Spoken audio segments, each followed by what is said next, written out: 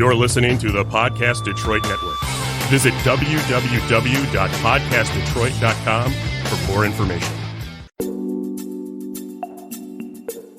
Welcome to Smart Sex, Smart Love, where talking about sex goes beyond the taboos and talking about love goes beyond the honeymoon. I'm Dr. Joe Kort. Thanks for tuning in. Hello, and welcome to Smart Sex, Smart Love, where talking about sex goes beyond the taboo and talking about love goes beyond the honeymoon. I'm Dr. Joe Kort, and today our podcast title is Surviving to Thriving in a Global Pandemic. How do you live your best life in this new normal? And today my guest is George Camus. George obtained a Master of Arts degree in counseling psychology with an emphasis in family and marriage therapy from Wayne State University in Detroit, Michigan here. He's currently working toward a certification in LGBTQIA therapy, affirmative therapy. And that's with Modern Sex Therapy Institutes. He specializes in LGBTQIA plus affirmative therapy, sex therapy, and depth psychotherapy for individuals, couples, and families. He uses a cognitive behavioral, psychodynamic, and family systems approach to guide how he supports his clients.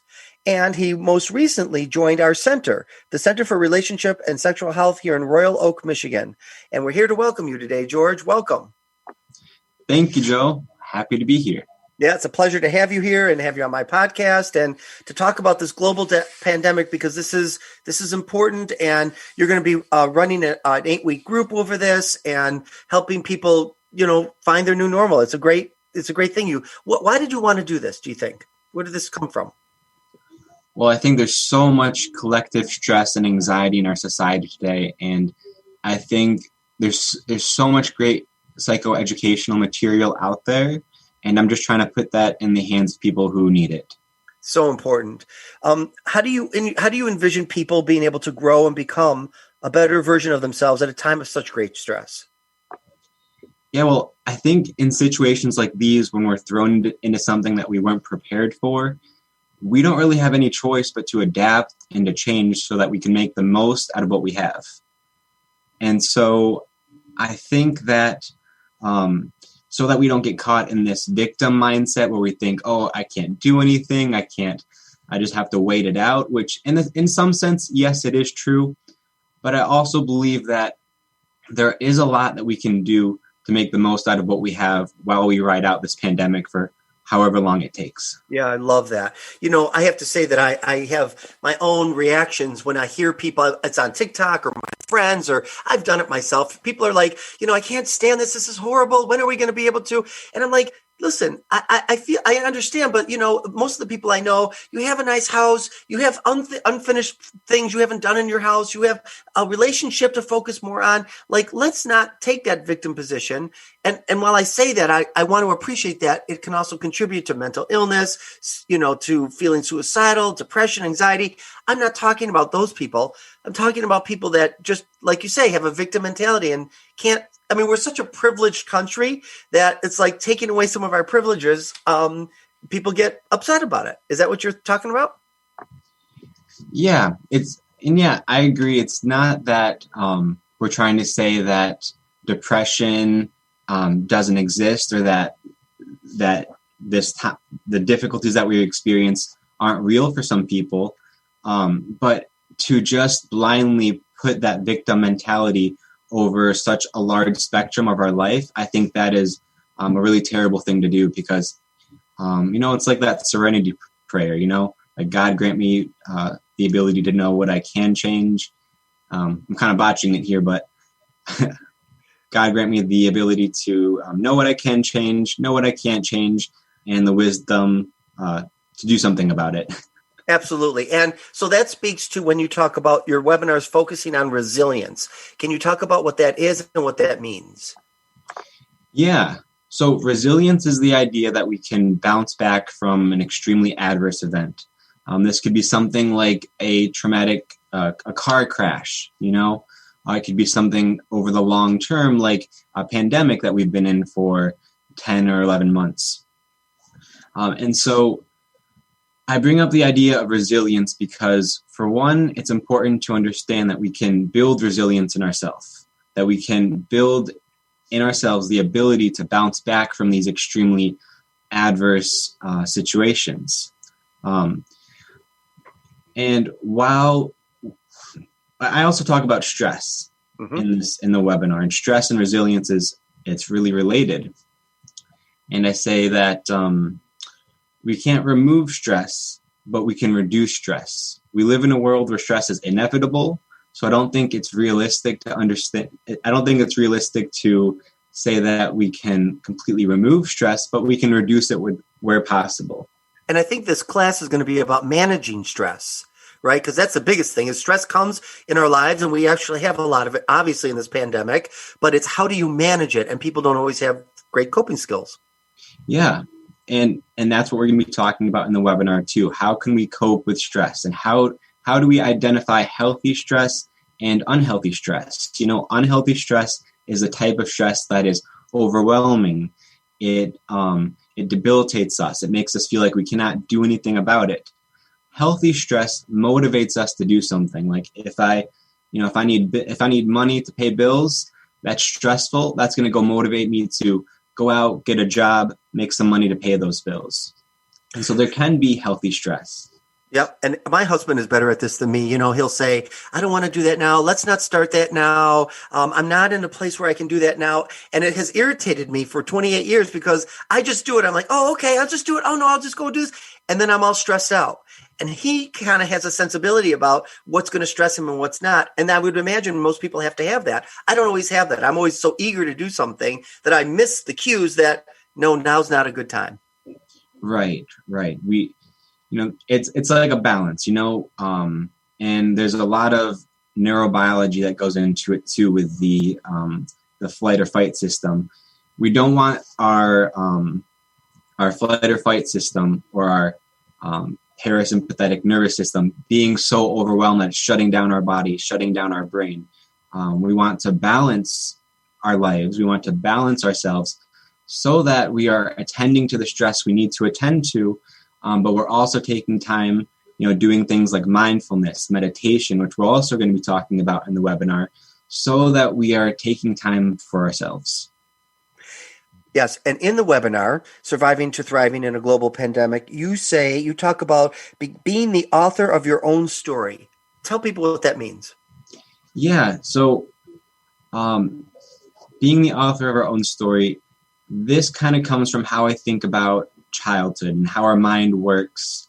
I believe it comes a lot from our childhood. We often live out scripts that we wrote as a child. We assimilate things that we learned from our parents. We assimilate things such as values we learned from our community. And a lot of time, these scripts or this story that we're living out, it's not the most healthy story. And so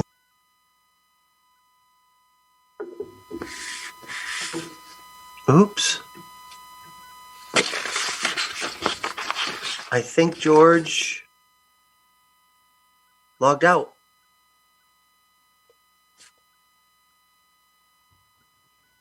Oh, his computer died. Let's see. How about phone? I can send him a voice if he wants to call from the phone. Yeah, I did send it to him on his phone. Oh, you did? Okay. Just log into the Zoom here on your phone and it'll come back. There's a phone number too. Does he want the phone number? Okay, yeah, he's coming back on 1 second. Usually he's really good with technology. Yeah, what's the phone number? Just a second here.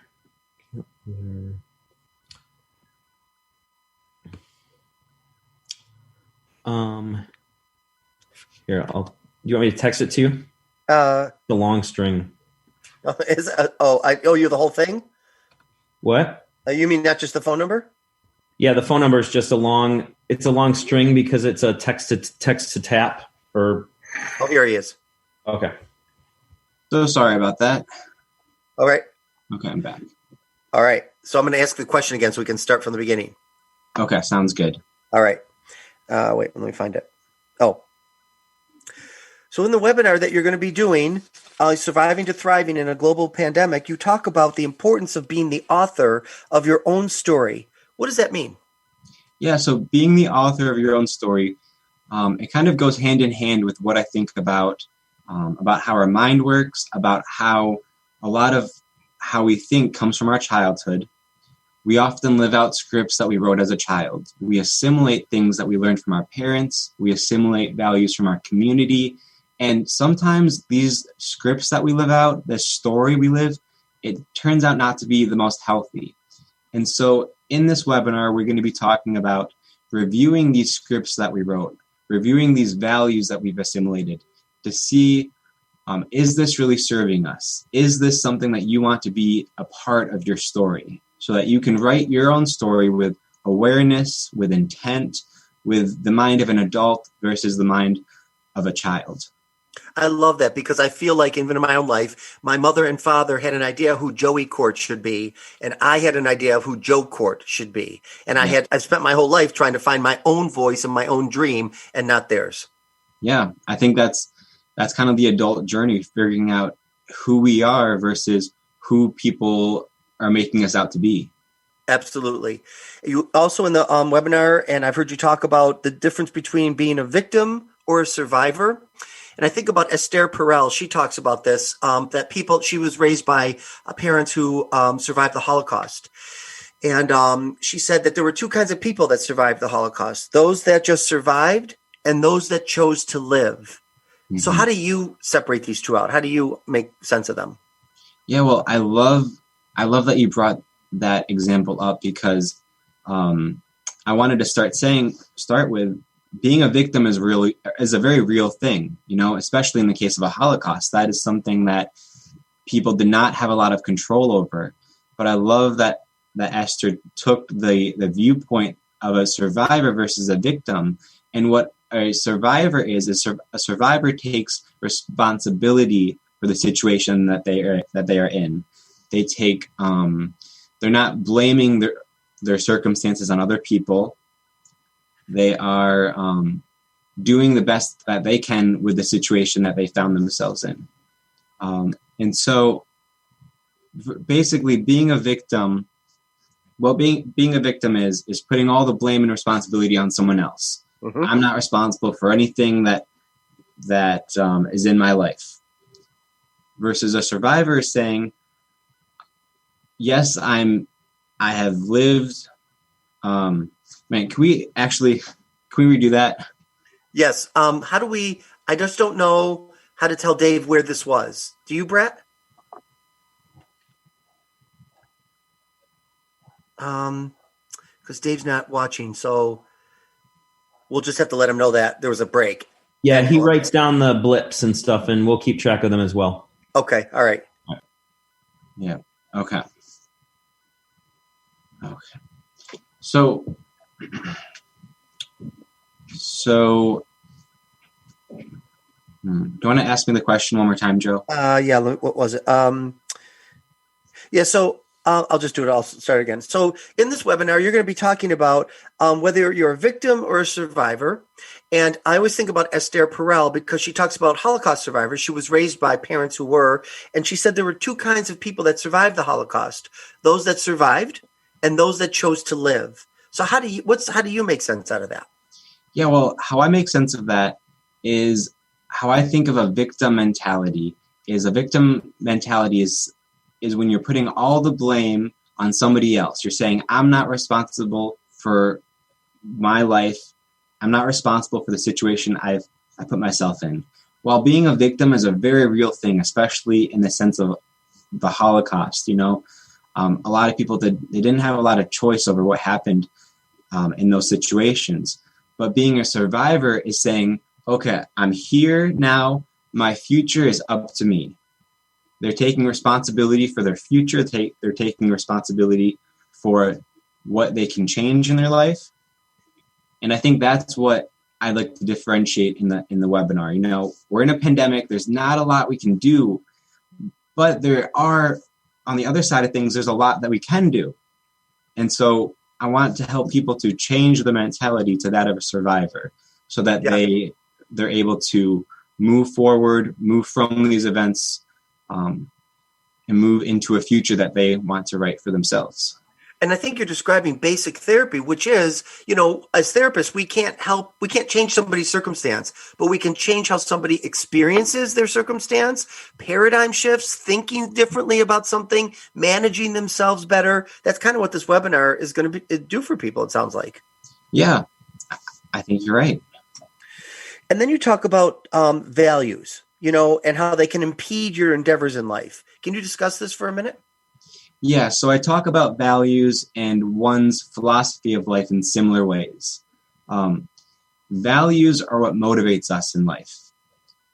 Is it family? Is it relationships? Is it making a meaningful difference in our life? Or is it money? Is it feeling good? Is it, being alone and, drinking, for example? Those are sort of two extreme examples.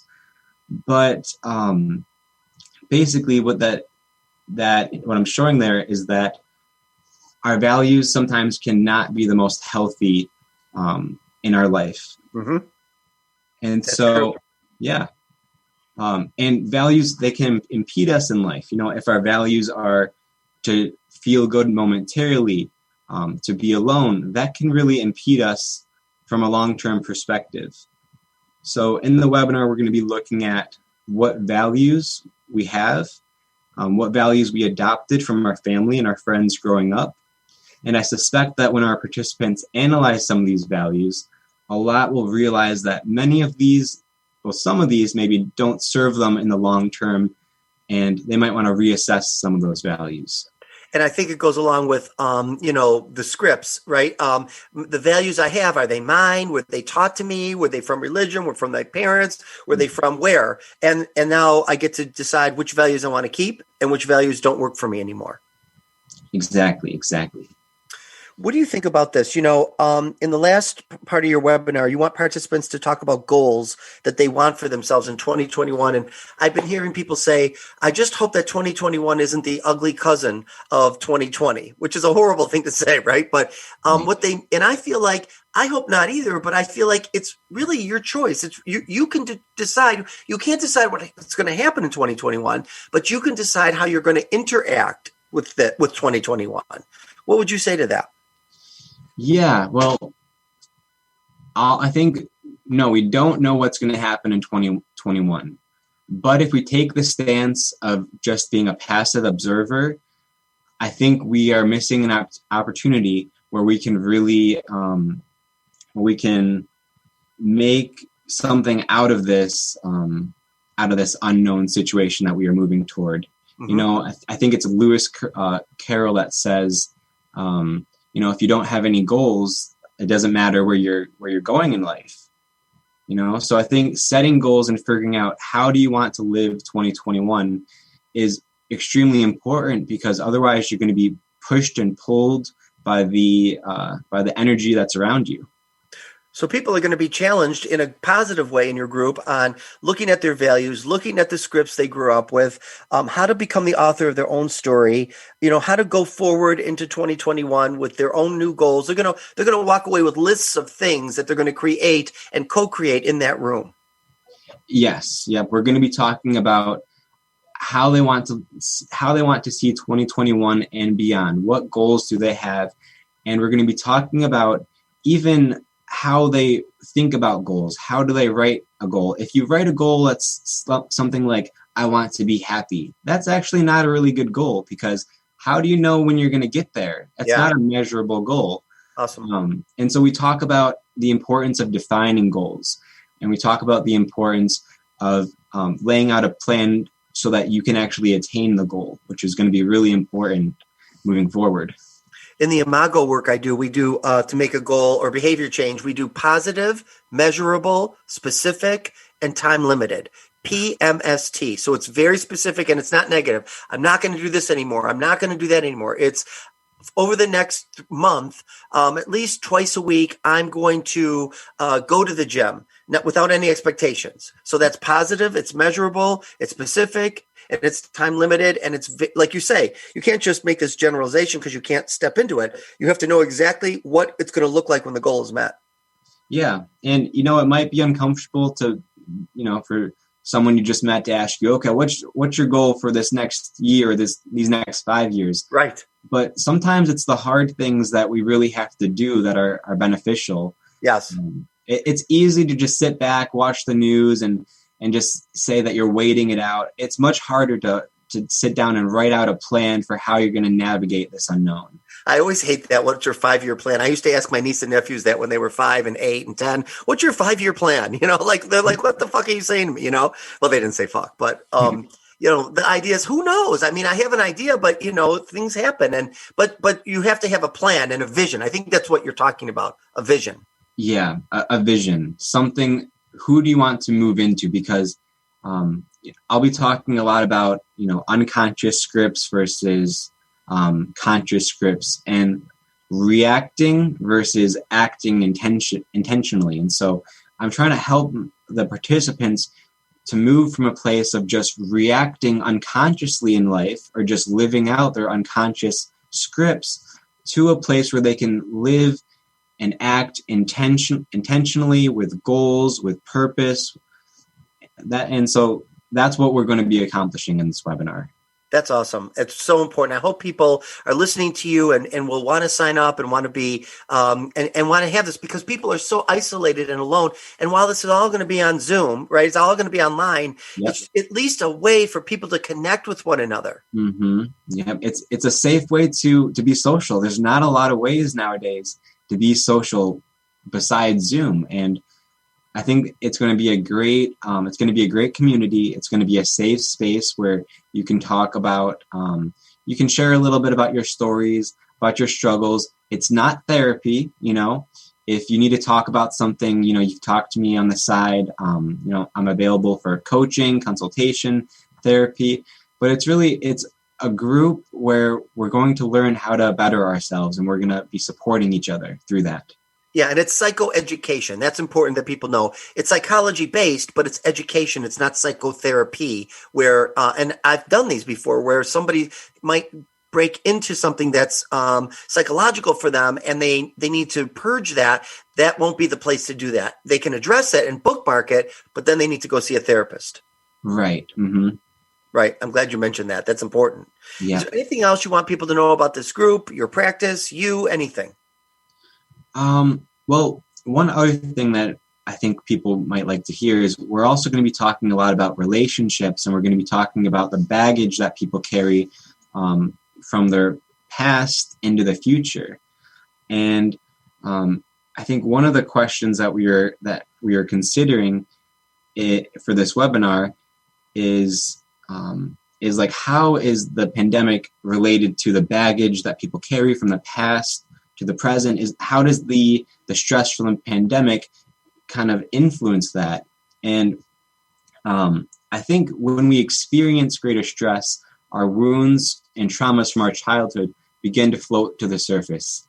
You know, when we're happy, when job's going good, when family life is going good, it seems to be easy to kind of push those down. But especially when we're facing a future which for the most part is unknown, many people use these unconscious ways of thinking that they learned as a child to attempt to navigate these stressful and unknown experiences. And the reason why that as a child, when we experience unknown stressful situations, just like we're experiencing in this pandemic, we use certain ways to try to cope with that. And right now, when we are in a stressful, unknown situation, we use those same ways of adapting that we use as a child. And a lot of people don't realize that they are attempting to cope with the pandemic in the same way that they attempted to cope with things as a child, with those same sort of stressful, unknown situations. Yes. You know, some kids might say, I'm in control of the situation, or they might say, oh, I need mommy and daddy to help me through this. Or they might get trapped in uncertainty, unable to make any choice at all. So we are still using these thinking patterns we learned as a child to attempt to navigate these uncharted waters in the same way we did as a child. And for the most part, those won't work because they came from the mental programming of a child. And so we need to become aware of these thinking patterns and then change them, update them, upgrade them to the thinking of a mature and intelligent adult. And so in this webinar, we're going to be using psychoeducation to do that. That's awesome. I'm hoping people look forward to it. How can they find it? How can they find you? What do they do? Yep. So if you go on the CRSH website, we have the webinar posted there. So it's crsh.com for the Center for Relationship and Sexual Health. Yes. And you could even just search Center for Relationships and Sexual Health in Royal Oak.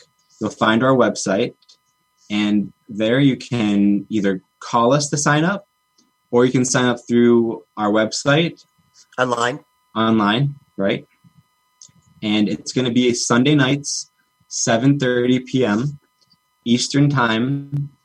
And I believe our first session will be on January 24th.